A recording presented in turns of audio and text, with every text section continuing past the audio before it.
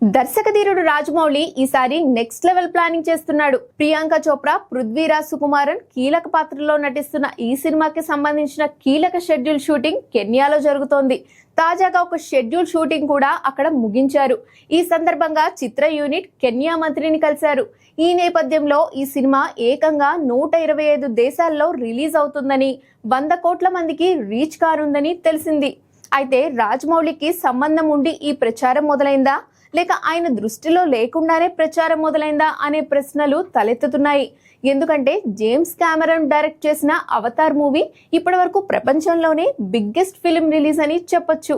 కానీ ఆ cinema first week లో కేవలం 49 గ్లోబల్ మార్కెట్స్ లో మాత్రమే రిలీజ్ అయింది. ఇలాంటి పరిస్థితుల్లో 120 కంట్రీస్ అనేది రాజమౌళి ప్లాన్ కాదని, కేవలం సోషల్ మీడియా హైప్ అని విశ్లేషకులు భావిస్తున్నారు. ఇది ఇలా ఉంటే మరోసారి ఈ సినిమా 2 భాగాలుగా రానుందనే న్యూస్ వైరల్ అవుతోంది. కెన్యా మీడియా ఈ సినిమా 2 భాగాలుగా విడుదల కానుందని వెల్లడించింది.